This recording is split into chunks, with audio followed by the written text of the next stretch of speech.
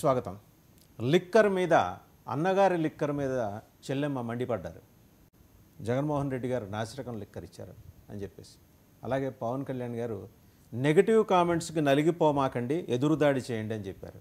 హరిహర వీరమల్లు నిజంగానే ఒక అద్భుతమైన సన్నివేశాన్ని తెర మీద ఆవిష్కరించింది. వెండి తెర మీద రెండు విభిన్న కాలాలకు సంబంధించిన కథాంశాన్ని జోడించి మరీ తీసిన ఇద్దరు డైరెక్టర్ల కృషి అక్కడ తెర మీద స్పష్టంగా కనిపించింది. మంచి రెస్పాన్స్ వస్తుంది. ఇక దీంతోపాటు సిఆర్డిఏ వ్యవహారం వీటన్నిటి మీద సమగ్రంగా మాట్లాడటానికి మనతో లైవ్లో బిగ్ డిబేట్లో లైవ్లో జాయిన్ అయ్యారు కాసరగడ్డ నాగార్జున గారు, కాంగ్రెస్ పార్టీ అధికార ప్రతినిధి. నమస్తే నాగార్జున గారు. నమస్తే. అలాగే విజయ్ కిరణ్ గారు, టీడీపీ అధికార ప్రతినిధి. అలాగే రాయపాటి అరుణ గారు, జనసేన అధికార ప్రతినిధి. మరి కాసేపట్లో వైసీపీ అధికార ప్రతినిధి కూడా జాయిన్ అవుతారు. టు స్టార్ట్ విత్ ముందర ఈరోజు మంచి వైబ్ ఉందండి హరిహర వీరమల్లు. ముందర ఆయన మాట్లాడింది చూసిన తర్వాత డిబేట్లోకి వెళ్దాం. నిన్న పవన్ కళ్యాణ్ గారు మాట్లాడారు. మీకు దమ్ముంటే తిరిగి కొట్టండి, ఎట్లా దట్ ఈజీగా ఉండండి, తేలిగ్గా ఉండండి. దెబ్బతే నేను కదా దెబ్బలు తింటుంది ఇక్కడ, మీరు ఈజీగా మీరు ఎంజాయ్ చేయండి జీవితాన్ని. అంతేగాని కూర్చోబెట్టి ప్రతి సోషల్ మీడియా కామెంట్కి దీనికి నలిగిపోకండి. అట్లా మీకు దమ్ముంటే తిరిగి కొట్టండి, ఎట్లా దాడి చేయాలి అలా చేయండి. నెగిటివ్ ఆస్పెక్ట్స్ కొట్టి నవ్వలేయండి. మనం కొంతమంది బాయ్కాట్ చేస్తాం, నెగిటివ్ రివ్యూస్ అంటే సార్ ప్లీజ్ గో అహెడ్, నాకు అసలు ఇబ్బంది లేదు. నా సినిమాని ఆపుతున్నాను, నేను ఎంత స్థాయికి ఎదిగానో మీరు చెప్తున్నారు. నా గురించి నాకు తెలియదు, కానీ మీరు చెప్తున్నారు నా ఎదుగుదల ఎంత. ఎవడో ఒక హీరో ఒక సినిమా తీస్తే ఆ సినిమాని మిమ్మల్ని భయపెట్టేంత స్థాయిలో ఉందా? నా మీద కూర్చోబెట్టి ఒక క్విట్ ఇండియా మూమెంట్ ఇదేమన్నా, ఇదే క్విట్ ఇండియా మూమెంట్ లాగా బాయ్కా అంటే ఏం చేస్తారు చేసుకోండి అన్నాను. ఏం ఫరక్ పడుతుంది, ఏమి తేడా పడుతుంది? నథింగ్. రైట్. అరుణ్ గారు, పొద్దున మంచి పాజిటివ్ వైబ్స్ ఉన్న మాటలు విన్నాం. నెగటివ్ కామెంట్స్ నుంచి కూడా స్ఫూర్తి తీసుకొని ఎలా పైకి తారాజువలా ఎదగాలనేది ఆయన చాలా సటిల్ చిన్న వర్డ్స్లో చిన్న సెంటెన్స్లో చెప్పారు. Really we have to appreciate the spirit. As an artist ఎన్ని ఛాలెంజెస్ ఆయన ఫేస్ చేసి, అంటే రెండుని బ్యాలెన్స్ చేసుకుంటూ, అటు మంత్రిగా ఉద్యోగాన్ని, మరోవైపు పార్టీని, ఇవన్నీ చూసుకుంటూ సినిమా రిలీజ్ అయిన తర్వాత ఎంతో చెత్త కామెంట్లు, పిచ్చి కామెంట్లు పెట్టే వాళ్ళకి కడుపు నిండా పెట్టేశారు. అవునా కదా? ప్యానెల్లోని పెద్దలకి, మీకు వీక్షకులకు నమస్కారం సార్. గత కొద్ది కాలంగా మనం చూస్తూనే ఉన్నాము, సినిమా ఏదైనా రానియండి, దానికి సంబంధించి ఏదో ఒక డైలాగ్ ఉన్నా సరే దాన్ని కూడా రాజకీయంగా తీసుకొని, లేదంటే వాళ్ళకి సపోర్ట్ చేయనటువంటి తారాగణం ఎవరైనా దాంట్లో ఉంటే ఆ సినిమాలో కాస్టింగ్ టీంలో అది కూడా నెగిటివ్ గా తీసుకొని ఎంతో మంది కష్టాన్ని, ఎంతో మంది జీవితాన్ని నాశనం చేసేటువంటి సిచ్యువేషన్ ఆంధ్రప్రదేశ్ రాజకీయాల్లోకి వచ్చింది. అది తారాస్థాయికి వెళ్ళిపోతున్న సందర్భంలో హరిహర వీరమల్లు మీద అది ఇంకొంచెం ఎక్కువ స్థాయిలో పనిచేయడానికి ప్రయత్నం చేసింది అన్నమాట మాత్రం వాస్తవం. ఆ సినిమాను ప్రజల్లోకి వెళ్ళనీయకుండా చేయాలని బాయ్కాట్ హరిహర వీరమల్లు అని చెప్పేసి ఒక హ్యాష్ ట్యాగ్ పెట్టి వైసీపీ దీన్ని పెద్ద ఎత్తున సోషల్ మీడియాలో ట్రెండ్ చేసేటువంటి ప్రయత్నం చేసింది. అలాగే థియేటర్ల దగ్గరికి వెళ్ళి కూడా కొంతమంది వైసీపీ కార్యకర్తలు సినిమా బాగలేదు అదే రివ్యూలు ఇవ్వడం, ఇవన్నీ కూడా ఈ 2 రోజుల నుంచి మనం మీడియాలో చూస్తున్నటువంటి సిచ్యువేషనే.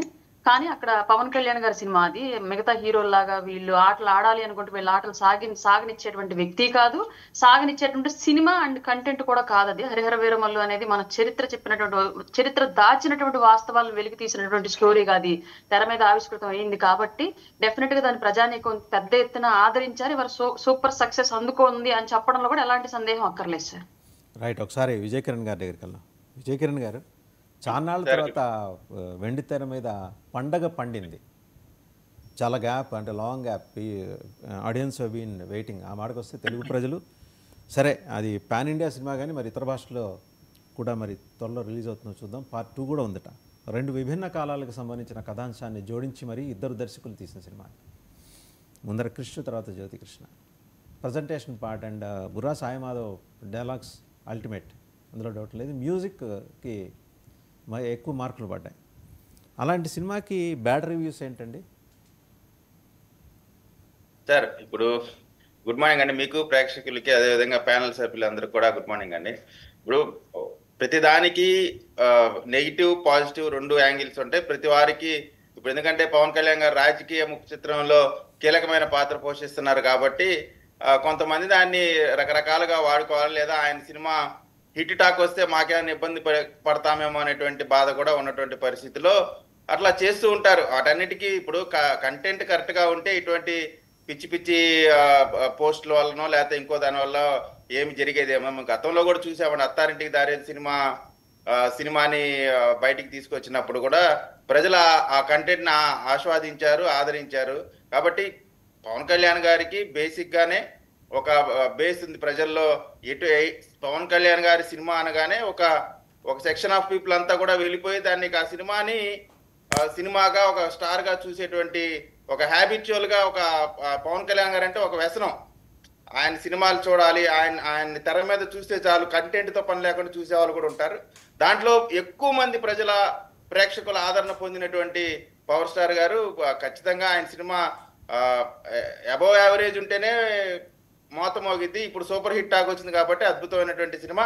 ఇప్పుడు సినిమా ఇండస్ట్రీ వల్ల ఒక్క పవన్ కళ్యాణ్ గారికి ఒక్కరికే కాదండి, దాని మీద ఆధారపడి అనేక మంది జీవనోపాధి కూడా కలుగుతూ ఉంటది.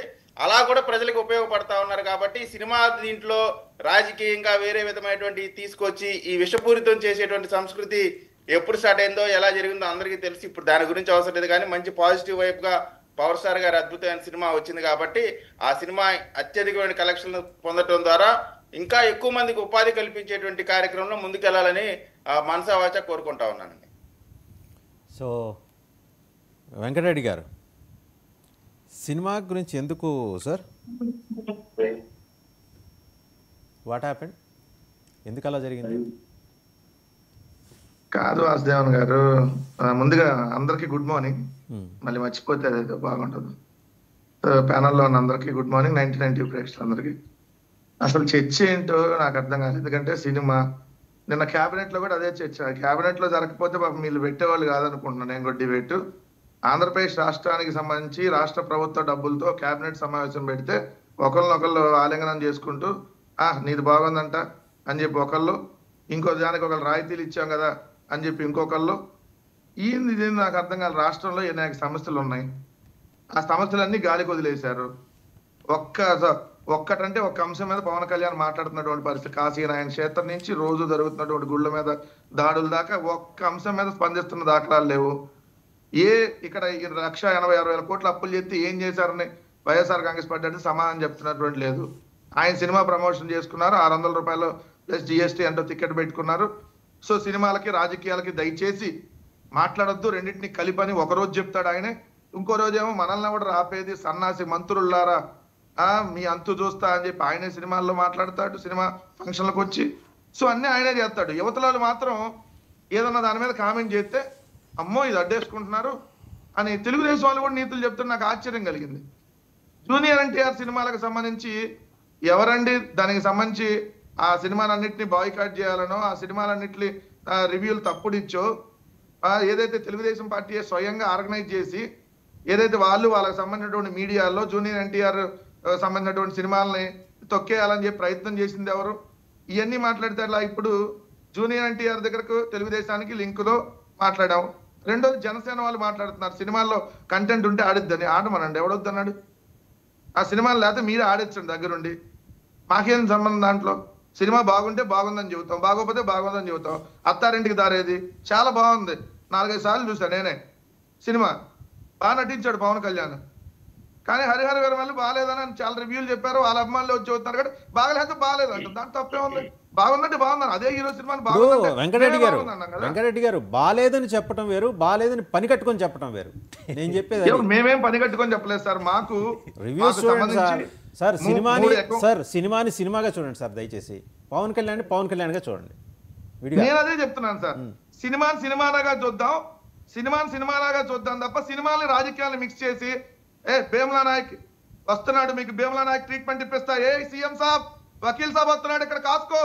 ఏది ఇంటర్మీడియట్ 3 గ్రూపులు చదివి 3 ఫెయిల్ అయ్యి 10వ తరగతికి వకీల్ సాబ్ ఎప్పుడయ్యాడు ఆయన? ఎవడండి సినిమాలకి రాజకీయాలు మిక్స్ చేసి మాట్లాడింది? సీఎం సాబ్కి చెప్పండి వకీల్ సాబ్ వస్తున్నాడు.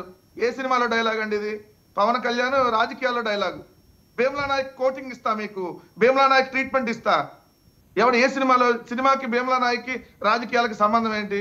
వాళ్ళు ఏమైనా మాట్లాడచ్చు సార్. ఎందుకంటే వెంకటరెడ్డి గారు ఒకే ఒక ప్రశ్న అండి, ఒకే ఒక ప్రశ్న. మీరు అనలేదా సప్త సముద్రాలు దాటించి అవతల ఇసిరేస్తామని మీరు అనలేదా? అయ్యో ఆ టైం సినిమా కాదు సార్, అదే సినిమా కాదు కదా, సినిమాకి రాజకీయ మిక్స్ కాదు కదా అది. ఇప్పుడు వాళ్ళు భీమలా నాయక్ అప్పుడో లేదంటే వకీల్ సాబ్ ఇదే గొడవ సార్. వాళ్ళకి ఏంటంటే ఆయనే చెబుతున్నాడు నా సినిమాలకు పెద్దగా కలెక్షన్ ఉండవు అని చెప్పి. దానికి ఏం చేయాలి? పబ్లిసిటీ చేసుకోవాలి.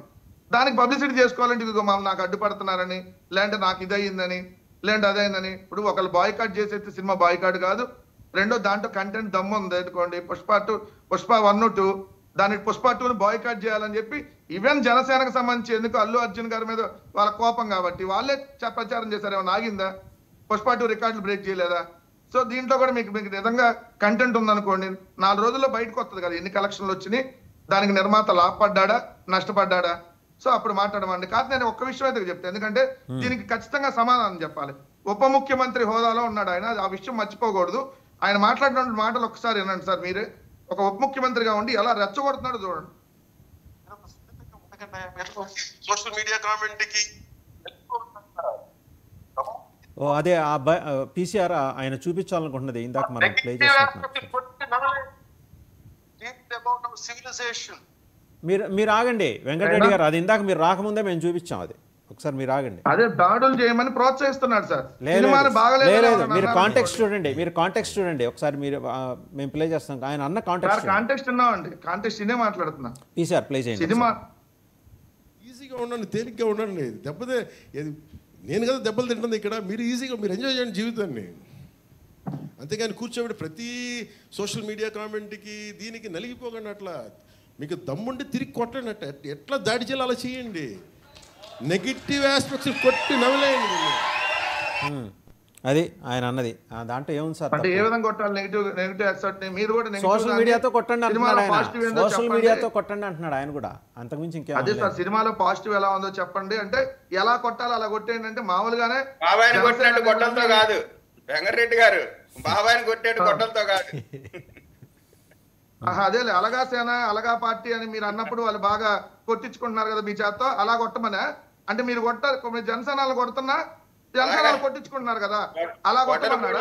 కాదు. రైట్. నాగార్జున గారు కూడా మాట్లాడతారు.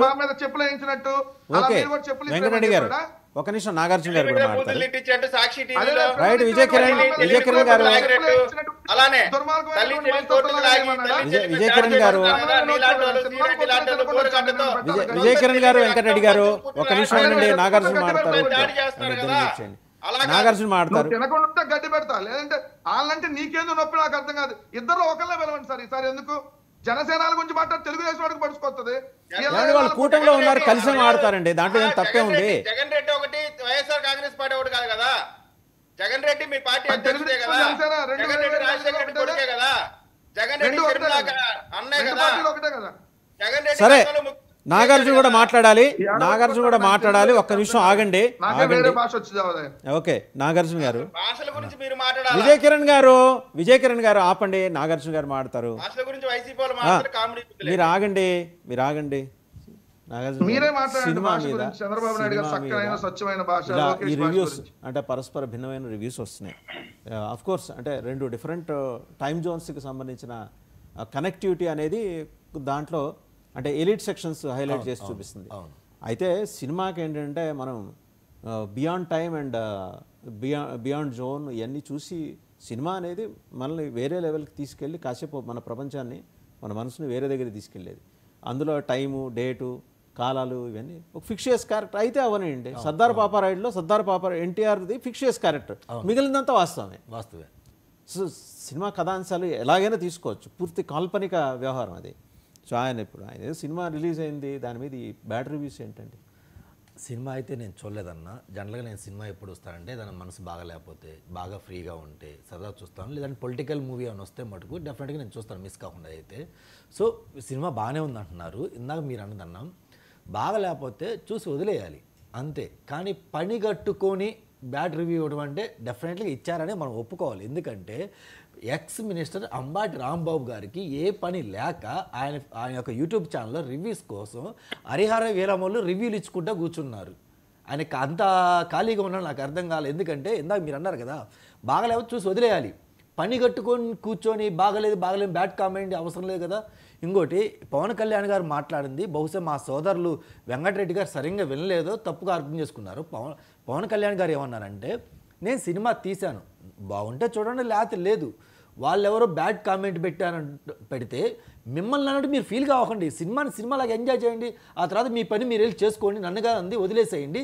ఒకవేళ కాదు నన్ను అంటే మీరు బాధగా ఫీల్ అయితే మీరు అక్కడ కింద కామెంట్ ఇవ్వండి, వాళ్ళు పెట్టిన నెగిటివ్ కామెంట్కి మీ వర్షన్ చెప్పండి, అంతే, అక్కడితో వదిలేసేయండి, దీన్ని పర్సనల్గా తీసుకోవద్దని పవన్ కళ్యాణ్ గారు చెప్పడం జరిగింది. అంతేగాని బాబాయ్ కొట్ల పేడుతోనో ఇంకొకరితోనో కొట్టబని ఇంకొకటి చేయమనేది కాదన్న. ఇంకపోతే మా వెంకటరెడ్డి గారు చెప్పడం ఏం చెప్తున్నారంటే, క్యాబినెట్ మీటింగ్ జరిగినప్పుడు ప్రజాధనంతో క్యాబినెట్ మీటింగ్ జరిగింది కదా, దీని గురించి ఎందుకు డిస్కషన్ ఏంటంటే, అన్న ఇప్పుడు మీరు నేను మాట్లాడుకుంటున్నాం, డిబేట్కి వచ్చాం, సరదాగా మీరేమంటారు, తమ్ముడు బాగున్నావు అంటే అన్న బాగున్నా, అన్న తిన్నావు అంటే తిన్నా అంటారు. దాని గురించి టైం వేస్ట్ ఏముంది, వాళ్ళ క్యాబినెట్ మీటింగ్ వచ్చినప్పుడు ముందో తర్వాత మీటింగ్ అయిపోయిన తర్వాత పిచ్చా కానీ సరదా కాసేపు కూర్చొని మామూలుగా మాట్లాడతారు, దానికి పెద్ద పోయేది ఏమని చెప్పు. అలా అనుకుంటే మా జగన్మోహన్ రెడ్డి గారు అన్ని కోట్లు పెట్టి అన్ని లక్షలు పెట్టి అసెంబ్లీ సెషన్ జరుగుతుంటే ఆడికెళ్ళి ఏ పోరాటం చేశారు, నాకు ప్రతిపక్ష హోదా ఇవ్వండి, ప్రతిపక్ష నేత హోదా ఇవ్వండి అని చెప్పి పోరాటం చేశారు. అదేందో సాక్షిలో కూర్చొని పోరాటం చేయొచ్చు కదా, ప్రజా సమస్యల గురించి ఆడికెళ్ళి డిస్కస్ చేయొచ్చు కదా. మరి అప్పుడు మీకు అనిపించలేదా, ఓహో ఇది ప్రజా సమస్యలు, ప్రజా డబ్బుతో పెట్టిన అసెంబ్లీ సెషను, ఇది ప్రజల డబ్బు మిస్యూటిలైజ్ అవుతుంది, ఇక్కడ ప్రజల సమస్యలు మాత్రమే డిస్కస్ చేయాలి. అంటే ఇది చాలా లెందీ సబ్జెక్ట్, ఎందుకంటే చాలా మంది అలా అసెంబ్లీ ఎగ్గొట్టిన నాయకులు ఉన్నారు, పేర్లు అవసరం అందరికీ తెలుసు, ఇక్కడ కూర్చున్న వాళ్ళందరికీ తెలుసు. కానీ వేరే సబ్జెక్ట్లోకి వెళ్దాం. అరుణ్ గారు నిన్న ఈవిడ మాట్లాడారు, కాంగ్రెస్ పార్టీ అధ్యక్షురాలు షర్మిల గారు లిక్కర్ కేసుకు సంబంధించి ఆవిడేం మాట్లాడారు చూసి మీ దగ్గరికి వద్దాం. బట్ షర్మిల గారు నిన్న మాట్లాడింది పీసీఆర్ ఇలాంటి ఎన్నో విషయాలు చెప్తున్నారు. జగన్మోహన్ రెడ్డి గారు నెలకు 60 కోట్ల రూపాయలు ఆయనకు అందిందని చెప్తున్నారు, 3,500 కోట్ల రూపాయలు అవినీతి జరిగిందని చెప్తున్నారు. కానీ ఆంధ్ర రాష్ట్రంలో జరిగిన మద్యం స్కాము కేవలం అంతకే పరిమితం కాదు.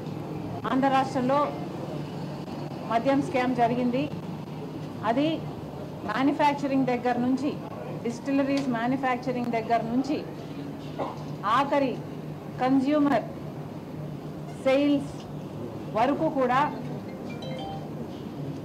ఈ అవినీతి జరిగింది అన్నది చాలా స్పష్టంగా అర్థమవుతుంది. ఎందుకంటే అసలు ఎక్కడా లేని విధంగా, ప్రపంచంలో ఎక్కడా లేని విధంగా ఈ డిజిటల్ యుగంలో కూడా ఓన్లీ క్యాష్ పద్ధతుల్లో అమ్మకాలు జరిపింది రైట్ కేవలం రైట్ అండి. ఒక సో అరుణ్ గారు ఆవిడ కొంచెం ఏంటంటే she was not properly briefed అనుకుంటా, పట్టి మాట్లాడారు. ఆ సెంటెన్స్కి కనెక్టివిటీ కోసం చాలా ఇబ్బంది పడ్డారు. నాగార్జున గారు లాంటి వాళ్ళు పక్క నుండి మంచి స్క్రిప్ట్ ఇస్తే బాగుండేదేమో, ఆ టైంకి ఆయన అక్కడ లేరు. మొత్తానికి ఆవిడ చెప్పదలుచుకుంది ఏంటంటే, నెలకు 60 కోట్లు జగన్మోహన్ రెడ్డి గారికి అందేట, నెలకి 60 కోట్ల చొప్పున, అంటే సంవత్సరానికి 720, 5 ఏళ్ళకి 3,600 కోట్లు, ఒక 100 కోట్లు తక్కువ చేసి చెప్పారు ఆవిడ. జగన్మోహన్ రెడ్డి గారు బాధపడతారు ఆ విషయం తెలిస్తే. సో ఆవిడ ఇన్నాళ్ళ తర్వాత మేల్కొని ఇప్పుడు హఠాత్తుగా తెర మీదకి వచ్చి మాట్లాడటానికి గల కారణం ఏంటండి? ఎప్పుడు దీని మీద రచ్చ రంబోలా అయిపోయింది కదా రాష్ట్రం మొత్తం. సార్ ఇప్పుడు ప్రజెంట్ స్టేట్ లో అన్నా చెల్లెలు ఇద్దరి మధ్య కూడా కొన్ని ఆస్తికి సంబంధించిన వివాదాలు జరుగుతున్న విషయం మనందరికి తెలిసిందే. జగన్మోహన్ రెడ్డి గారి మీద ఏ నెగిటివ్ దొరికినా సరే షర్మిల గారు ఖచ్చితంగా మీడియా ముందు ఆయన్ని బాహాటంగానే విమర్శిస్తున్నటువంటి విషయం కూడా మనం చూసాము. ఇప్పుడు ప్రజెంట్ హాట్ టాపిక్ గా ఉంది మద్యం కుంభకోణం, కాబట్టి ఈ విషయాన్ని ఆవిడ ఎట్టి పరిస్థితులు ఈ ఛాన్స్ ఆవిడ వదులుకోవడానికి ప్రయత్నం చేయరు. కాబట్టి ప్రాపర్ గా డేటా ఉన్నా లేకపోయినా ప్రజెంట్ అదే స్టేట్ లో నడుస్తున్నటువంటి అంశం కింద ఆ స్కామ్ లో ఒక్కొక్కరిని తీసుకెళ్లి సిట్టు విచారణకి పిలవడం, అలాగే అరెస్టులు జరగడం ఇవన్నీ జరుగుతూ ఉన్నాయి. కాబట్టి ఇది షర్మిల గారికి దొరికినటువంటి మంచి గోల్డెన్ ఛాన్స్ 100%. ఆవిడ రైట్ అని, అలాగే జగన్మోహన్ రెడ్డి రాంగ్ అని చెప్పేసి ప్రూవ్ చేసుకోవడానికి కూడా. కాబట్టి ఆవిడ ఛాన్స్ ని 100% యూటిలైజ్ చేసుకున్నారు. అలాగే స్టేట్ లో ఆవిడ చెప్పినట్టు కొన్ని అంశాలు ఉన్నాయి, నేను కొంత మొత్తం పూర్తిగా విన్నాను, బట్ అందులో కొంతవరకు వాస్తవాలు ఉన్నాయి. బట్ ఆవిడ కనెక్టివిటీకి టైం గ్యాప్ ఎక్కువ తీసుకున్నారేమో కానీ కల్తీ మద్యం తయారైంది, అలాగే ఆన్లైన్ పేమెంట్, కల్తీ మద్యాన్ని తీసుకొచ్చినటువంటి కంపెనీ మద్యాల్లో కలిపి అమ్మడానికి ఆన్లైన్ పేమెంట్ అనేది యాక్సెప్ట్ చేయకుండా ఓన్లీ క్యాష్. అరుణ్ గారు చిన్న విషయం, you are learned women, you know that cash transactions have not been banned in our country. Cash ఇవ్వద్దని ఏం లేదు, డిజిటల్ ట్రాన్సాక్షన్స్ని ప్రమోట్ చేయండి, అది ఎక్కువ చేయండి, దానివల్ల మనకి హ్యాజల్ ఫ్రీగా ఉంటుందనే ఉద్దేశంతో దాన్ని ప్రవేశపెట్టారు. కానీ డబ్బులు ఇచ్చి చేయమాకండి. డబ్బులు ఇచ్చి చేయడం ద్వారా జరిగిన అవినీతి గురించి మీరు మాట్లాడచ్చు, కానీ డబ్బులు ఇవ్వకూడదనే కాన్సెప్ట్ మీరు ప్రస్తావన చేయకూడదు. లేదండి, ఇక్కడ నా వెర్షన్ ఏంటి అంటే మీరు అన్నట్లుగానే క్యాష్ ఇవ్వకూడదని ఎక్కడా లేదు. బట్ కంప్లీట్ గా క్యాషే పెట్టండి, ఆన్లైన్ పేమెంట్ మాత్రమే ఫెసిలిటీ ఉన్న వాళ్ళని కూడా ఇబ్బంది పెట్టి మరి పోయి ఎవరో ఒకరి దగ్గర డబ్బులు తీసుకొచ్చి మాత్రం మా దగ్గర డబ్బులు కట్టు, మేము ఆన్లైన్ పేమెంట్ యాక్సెప్ట్ చేయమని చెప్పేటువంటి రైట్ కూడా ఎవరికీ లేదు. బట్ గవర్నమెంట్ నడుపుతున్నటువంటి ఒక పాలసీలో ఆ సిచ్యువేషన్ గత 5 ఏళ్ల పాటు జరిగింది కాబట్టి 100% డౌట్ఫుల్ ఇష్యూ ఇది క్లియర్ గా. ఎందుకంటే రెండు పెట్టుకొని నా దగ్గర క్యాష్ ఏ ఉందండి ఆన్లైన్ పేమెంట్ లేదంటే నేను క్యాష్ తీసుకోను అనకూడదు, లేదా నా దగ్గర ఓన్లీ క్యాష్ ఏ ఉందండి ఆన్లైన్ అని అది కూడా అనకూడదు. రెండు ఉండాలి. ఇది వినియోగదారుడికి ఉన్నటువంటి హక్కు ఇది ఇండియాలో. బట్ వినియోగదారుడి హక్కును కూడా వాళ్ళు ఇష్టం వచ్చినట్టుగా వాళ్ళు టర్న్ చేసుకొని ఓన్లీ క్యాష్ అవైలబిలిటీ ఇక్కడ కొంటే కొను లేదంటే వెళ్ళిపోన్న కాన్సెప్ట్ ప్రభుత్వం రన్ చేసింది, ప్రైవేట్ కంపెనీ కాదు. ప్రభుత్వం అట్లాంటి సిస్టమ్ రన్ చేసింది కాబట్టి 100% డౌట్ ఉంది దీని మీద అందరికీ. మీకు ఢిల్లీలో ఇప్పుడు ఇవ్వాలంటే మనకి ఇది కొత్త కాదు, కొత్త వచ్చు. ఢిల్లీ తమిళనాడులో ఎప్పటి నుంచి ఇదే ఉంది, ప్రభుత్వమే చేస్తుంటుంది. ఢిల్లీలో ఈ రోజుకి మేజర్గా వాళ్ళు ఆ గవర్నమెంట్ ఏ గవర్నమెంట్ ఉన్నారండి, నేను మళ్ళీ చెప్తున్నా, బీజేపీ ఉన్నా, కాంగ్రెస్ ఉన్నా, కేజ్రీవాల్ గవర్నమెంట్ ఉన్నా, అవన్నీ దగ్గర నుంచి చూసినాడు కాదు చెప్తున్నా, అక్కడ వాళ్ళు దే ఎంకరేజ్ క్యాష్. కారణాలు తెలియదు మరి ఏందో, మరి ఆ లిక్కర్ వ్యాపారంలో ఉన్న మాయో అదేమో ఇది అంతా. కాకపోతే జగన్మోహన్ రెడ్డి గారు అందరికన్నా 2 ఆకులు ఎక్కువ తినటం వల్ల ఆయన దాని మీద గట్టిగా ఇన్సిస్ట్ చేశారనేది వాస్తవం. ఎనీహౌ విజయ్ కిరణ్ గారు నెలకి 60 కోట్లు, మొత్తానికి ఒక 3600 కోట్లు, ఇది అచ్చంగా ఆయనకే వెళ్ళినాయా, మధ్యలో ఎవరికైనా వెళ్ళినాయా, లేకపోతే ఆయనకి చిట్టు చివరికి ఎండ్ దగ్గరికి వెళ్ళేప్పటికీ 60 కోట్లు సన్నబడిపోయి 6 కోట్లు అయిపోయినాయా జగన్మోహన్ రెడ్డి దగ్గర? అది జగన్ రెడ్డికి వచ్చినాయా లేదా జగన్ రెడ్డి కాకుండా కింద ఉన్నటువంటి కసిరెడ్డి ఎంత తిన్నాడు, లేకపోతే ఇంకా ఉన్నారు కదా మిథున్ రెడ్డి ఎంత తిన్నాడు, ఇవన్నీ కూడా విచారణ జరుగుతూ ఉంది. 1 by 1 అన్ని బయటకు వస్తూ ఉన్నాయి. విచారణ సంస్థలు ప్రజలకి పూర్తిగా ఎవరెవరు ఎంతెంత మెక్కారు లేదా ఎంతెంత నొక్కారు అనేటువంటిది ఖచ్చితంగా ప్రజలకి తెలియపరుస్తారు. దానికంటే ముందు కోర్టుకు తెలియపరుస్తారు. ఇక్కడ దేశంలోనే అతి భారీ కుంభకోణం, ఆ కుంభకోణంలో భాగంగా వైఎస్ఆర్ కాంగ్రెస్ పార్టీకి సంబంధించిన జగన్మోహన్ రెడ్డి గారు ఆ పార్టీ అధ్యక్షుడు, ఏపీ కాంగ్రెస్ కి షర్మిలారెడ్డి గారు అధ్యక్షురాలు, ఆమె కాంగ్రెస్ పార్టీ ప్రతినిధిగా ఆమె ఈ ఇష్యూ గురించి మాట్లాడాల్సిన అవసరం ఉంది కాబట్టి ఆమె మాట్లాడింది. ఇక్కడ జరిగినటువంటి స్కామ్ డబ్బు తీసుకున్నారా లేదా క్యాష్ తీసుకున్నారా అనేటువంటిది కాదు. మార్కెట్లో ఎక్కడా కూడా క్వాలిటీ మద్యాన్ని అవైలబిలిటీ లేకుండా చేసి చీపు మద్యాన్ని, ప్రజల ఆరోగ్యాలకు ఇబ్బంది పడే మద్యాన్ని ప్రజలకు అందుబాటులో పెట్టి ఆ అలవాటుని క్యాష్ చేసుకున్నారు. ఆ మందుని మార్కెట్లో అవైలబిలిటీ పెట్టడానికి ఒక కేసుకి ఇంత డబ్బులు తీసుకున్నారనేటువంటిది ప్రధానమైనటువంటి అంశం. ఈ అంశం పైన జరుగుతున్నటువంటి ఈ